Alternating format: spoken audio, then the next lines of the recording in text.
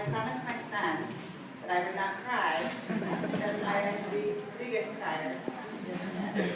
And he said, Mom, that's just going to ruin the credibility of you. So I will try my best not to do that. I look around and I'm just touched. I've touched all of you that appreciate and thank you all so much for being here. They asked me to tell you how I started the book, and it's kind of interesting. I went on a 3-week-long vacation with 3 other women. 2 women that I grew up with, Donna and Debbie, and then a friend of theirs named Lisa, and they were researching a book that took place in England and Scotland. And so they took us along to be, quote, researchers for their book. It was really the greatest vacation of my entire life. Lisa had just relocated from New England states and was trying to start her life all over here. And so she started a creative writing class, and she invited us to come. And so I wanted to support her, so I took the class. And when I got to class, it didn't dawn on me until I got there that I had to think of something to write about. I'd never written anything in my life, and I thought, oh my gosh, I've got to write something. So I decided, my mom had just passed away, and I decided, well, I'm going to write some stories I remember that my mom used to tell me when I was young. And maybe some of my family stories growing up, and so that's what I did. And so I started writing some stories, and this writing group, who I love so much, some of them are sitting right here, encouraged me, and they absolutely loved my stories, which is really kind of fun, and it made me want to write more. And all of a sudden, I was on this path that, I mean, I would go to the kids' dentist appointments, and I'd get a story in my head, and I'd have to write. I'd find any paper I could to write. I just started carrying my laptop and paper and pen, and I'd write down these stories, and before I knew it, I had over 100 stories. And I started putting them together, and my boys had never heard these stories before. Jerry had never heard this. Well, he knew some, but not very many of them. And they were honestly my biggest fans, and they encouraged me. And so I started writing, and I started putting it together, and then I had a couple of professional editors edit it, and went from there. I want to make sure I don't forget anything. I wrote a couple notes. I want to tell you, when I first started writing the book, I shared some of the stories with my sisters. I have 3 sisters. And even though we all shared the same experience, we had different views or different opinions of what those stories were. So I want to encourage anyone who writes a book, a memoir, and have siblings, don't be discouraged. You will all have a different view of what happened. It's your memory. You're going to each have a different memory of that point, so don't get discouraged. Someone asked me recently, aren't you embarrassed? For those of you who have read my book, maybe you would think I would be. But the whole time I was writing the book, I was never embarrassed once. And I told them, I said, how can I be embarrassed for something that I didn't choose? I can be embarrassed for my choices, but I cannot, and I refuse to be embarrassed for my parents' choices. So I wasn't embarrassed, not once, writing this book. So I want you to know that. I feel honestly blessed. I have the most blessed life in the whole world. I have an amazing family who loves me. I have wonderful friends who support me. So life is good. I thought I'd share a couple of some of the short stories from the book, if you don't mind, and give you an idea, especially those who haven't read it yet.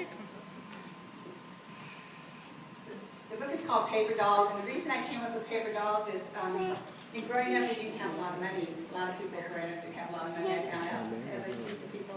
And I never owned a doll. But one of the things I found is that they had paper dolls. And my mom had a magazine called McCall's Magazine. They had a free paper doll every month. Does anybody remember that? They were honestly my treasures. I kept them in a box, and I treasured them. They were my life. I loved those paper dolls. So when I was writing that story, I thought, oh my gosh, that's the title. That's what it should be. And so that's where the title Paper Dolls came from. I really agonized over what to share with you, and because some of them were just too long. I didn't want to bore you. But so I picked some, and I hope you like them, and I hope they give you the essence of what the book is about.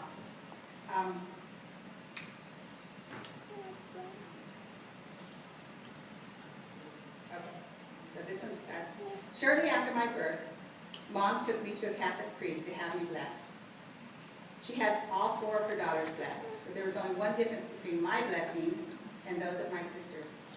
The priest told my mom I was special because I had a guardian angel.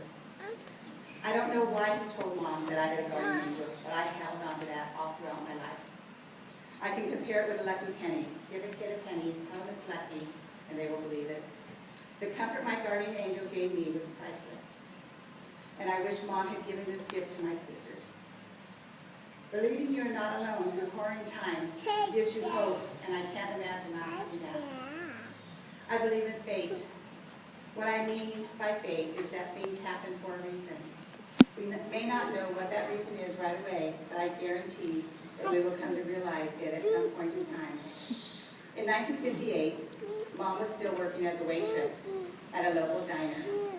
Rose, a lady, took care of us, but on days when she was sick or not available, my dad would watch us if he was home.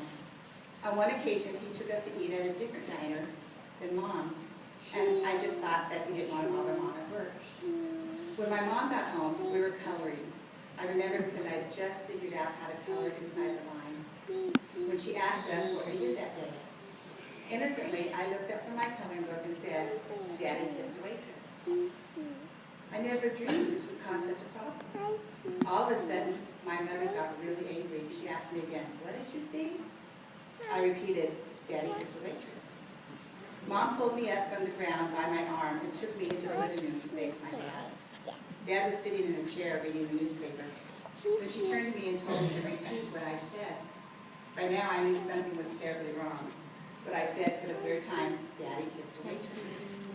The look on Dad's face went quickly from shock to anger. He turned to me and said, "You're lying." I don't remember this part very well, but Mom said that I stood tall, placed my hands on my hips, and yelled, "You did too, I saw you." With this, my father got angry and slapped me hard across the face. Things changed from that moment on. I became my mother's favorite, her loyal snitch. My sisters loved me, but they resented me at the same time because of my mother's favoritism. My father ignored me from that day forward. I didn't understand at first why he was so angry with me, and my feelings were really hurt. But this is where faith comes in. It turns out that my father was a very sick man. He had been molesting my 2 older sisters for years before my mother found out. But I was spared. He knew I would reveal his secret, so he left me alone. My reputation for telling my mother everything saved my life. I know without a doubt that my life would have gone differently if I hadn't seen Dad kiss that waitress. Do you believe in guardian angels?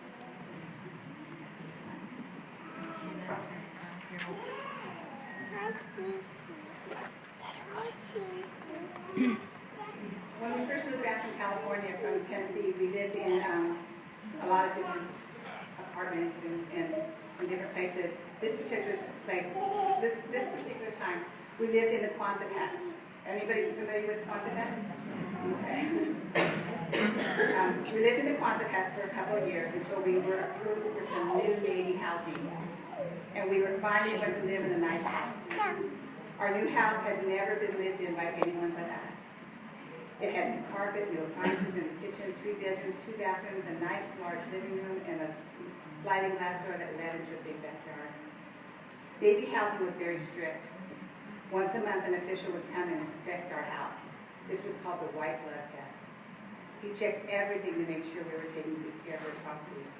He even inspected the yard to make sure the grass wasn't being cut and trimmed, was being cut